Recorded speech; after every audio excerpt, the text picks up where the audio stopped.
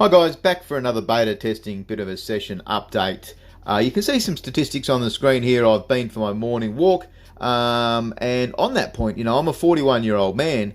I've got a blown out ankle this week. It's really been griefing me hard, and it's really cool that in a game like this there are the options of the alternate sneakers. So you've got the trainers, you've got the walkers, there are runners. There's actually, I believe, 4 sets of sneakers. So it'd be nice eventually once I can see those and see what some of these other options do. But managing your health is going to be important to be able to play a game like this. Obviously, you can't walk, you can't do things when you're injured, so you need to make sure you have good practices, whether you need to strap down, young, old, whether you do things like take extra fish oil. Like I said, I'm an old dude, so I need to make sure I keep myself nice and healthy. And just in any form of crypto, you need to manage your risk. In a move to earn game, you're going to need to manage your injuries. So it would be cool maybe eventually if they bring in some kind of a injury option.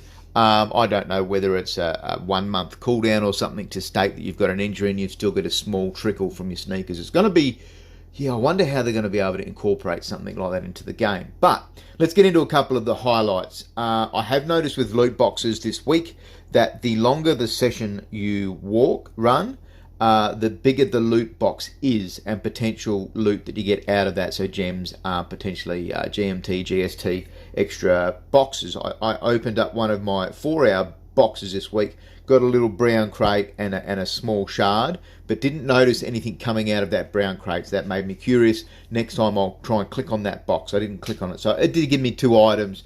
So I've not seen anything from short sessions. Remember, every time you expend 0.2 energy, it's 1 minute tickers.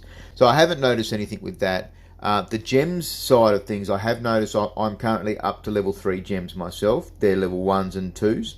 And I will show you that. Remember, you've got your upgrade screen. You can put 3 gems in there. It costs you 1 to upgrade to a level 2. You then upgrade 3 level 2s. It costs you 2 GST to upgrade to a level 3.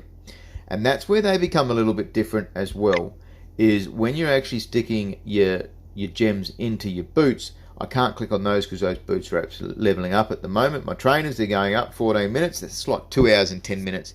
It's becoming exceedingly long, but at the same time, you can't walk until you've got more energy anyway.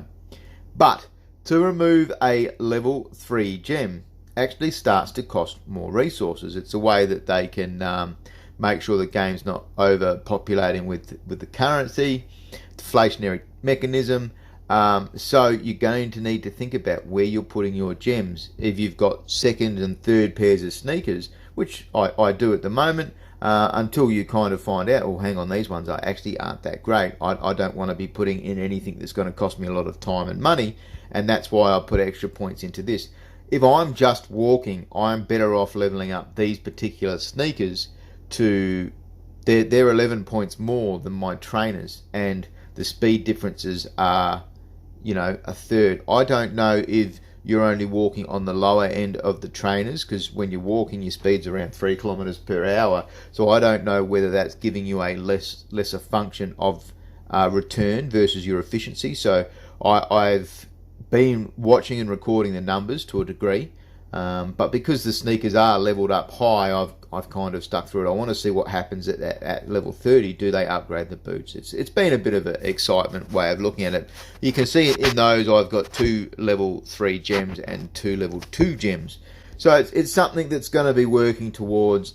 I do think some kind of a swap function would be nice, like maybe you put in 6 gems and get 3 gems of an alternate color.